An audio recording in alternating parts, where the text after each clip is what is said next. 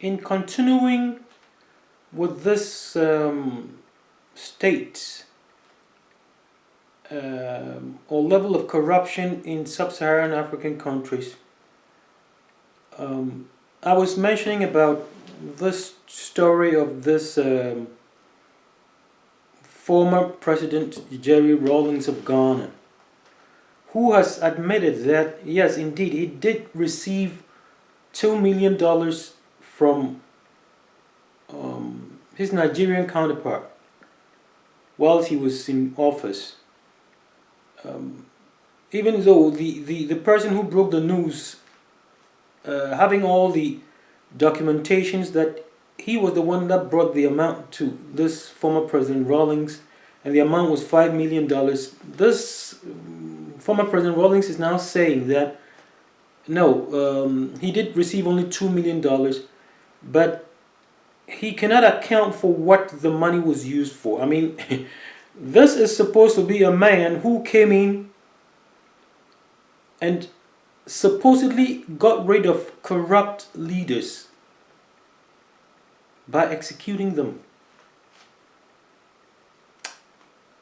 He's gone scot-free. In other words, there is no accountability. This goes for other leaders around, the African continent. You read about the heads of state, the president of Equatorial Guinea, the president of Gabon, the president of Angola, the president of Uganda. All of them have, one way or the other, sort of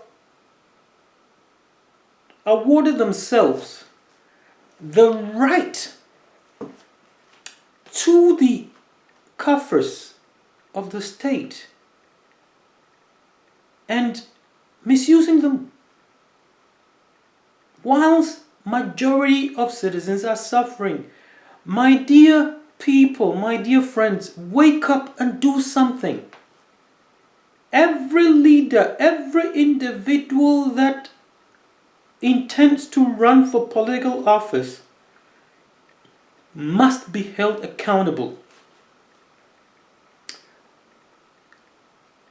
The time should be over where leaders and people in offices, people of authority, can allow themselves to plunder and misuse the resources, the riches of the various countries, while majority of people suffer. That is just simply not right. It is not fair.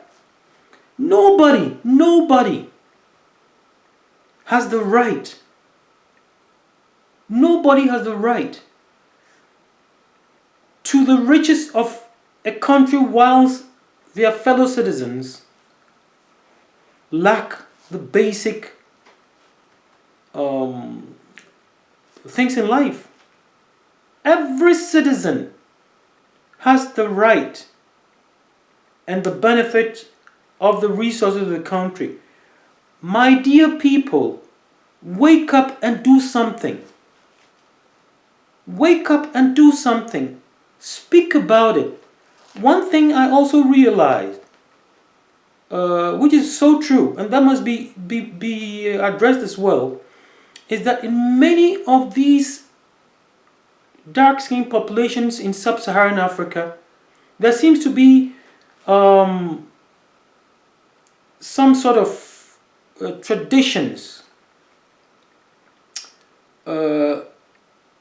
age-old traditions, which of course must be respected. And when I say this, I'm talking in terms of traditions where the elders in society are always right.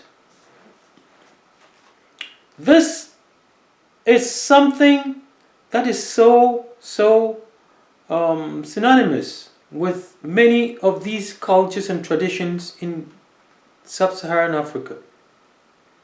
The elders in society are always right. If you happen to um, see some wrongdoing in society by someone older than you have to hold back, because any attempt to query and question this individual is considered an act of disrespect. This cuts across many of the societies and cultures down there, and I'm very sure that many will agree with me. I know this from my own tribe in Ghana, the Ashanti. If someone is older than you owe to that individual the highest level of respect without questioning. The unfortunate thing is that, despite the fact that this is a good tradition laid down by the elders many, many years ago, in other words, instilling some sort of respect for the elders, which is a good thing, most elders misuse this status and position to their benefit and to the detriment of the others in society. If someone in society is older, be it in the countryside, in the village, in every aspect of life, you cannot question them. And these elders knowingly do lots and lots of wrong things and get away with it. They simply get away with it. In the societies across Sub-Saharan Africa, the youth has very little voice. And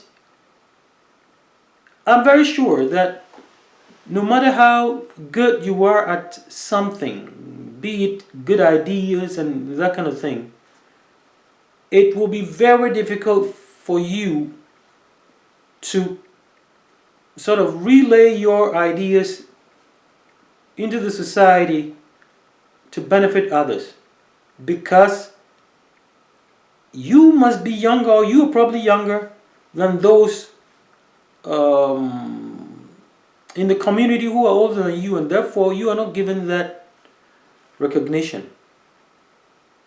And as I just mentioned, not only is that recognition not given, but these so-called elders intentionally take advantage of this position and this tradition and do lots of terrible things that is not in the interest of the society, because whatever they do, be it wrong or right, is right. All this needs to be addressed. All this needs to be addressed seriously. When you look around in the developed societies around the world, youth are given the right to bring up their ideas to help the society. One other thing that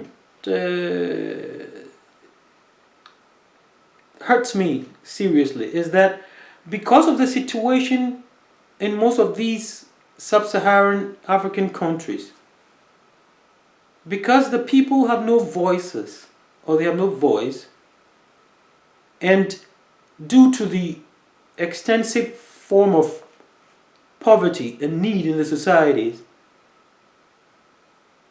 they have, instead of fighting for their rights and demanding accountability from their leaders,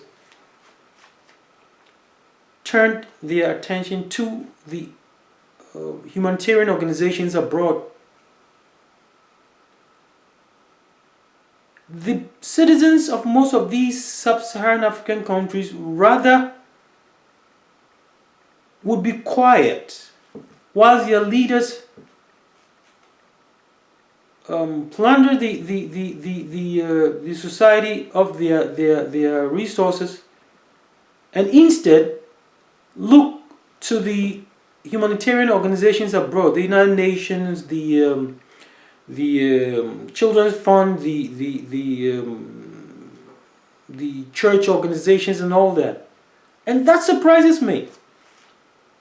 It is like many of these citizens have been paralyzed. by what's been going on for so long. Therefore, they accept the status quo and rather look to receiving aid. And we all know very well that if aid was a solution, if aid was a solution to the problems, you will agree with me that the dark skinned population of Sub-Saharan Africa in many aspects would have been well off. We all know that aid is not the solution. On the other hand, it is very beneficial, and this is a dilemma that sometimes I struggle with. It is very beneficial to most of these international aid humanitarian organizations because there's, of course, use or capitalize on the ongoing terrible situations of many sub-Saharan African citizens and benefit from it. We all know how many billions of dollars that is donated by different organizations, different companies, individuals around the world. And of course, some of these humanitarian organizations are getting very well paid for giving some sort of aid to Africa. So then, as cynical as it might sound, I have long concluded that the situation in Sub-Saharan Africa among the dark-skinned population is very beneficial to some. And I mean this. It is very beneficial to the corrupt leaders who, of course, will like the situation to stay as it is so that they get the opportunity to exploit and milk their own societies. And of course, the other international organizations and companies outside who also sees this to amass wealth. So the situation of the misery, degradation, poverty and all that is really playing very well into certain people's hands, as I've just mentioned. The corrupt leaders and others.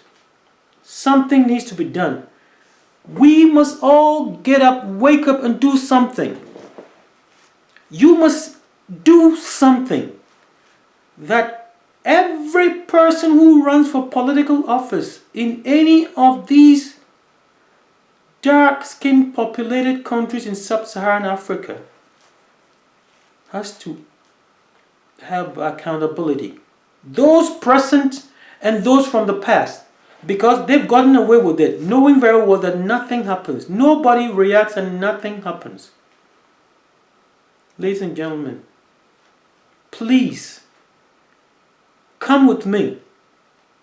Let's give a voice to this tragedy of immense proportion that no human being deserves this.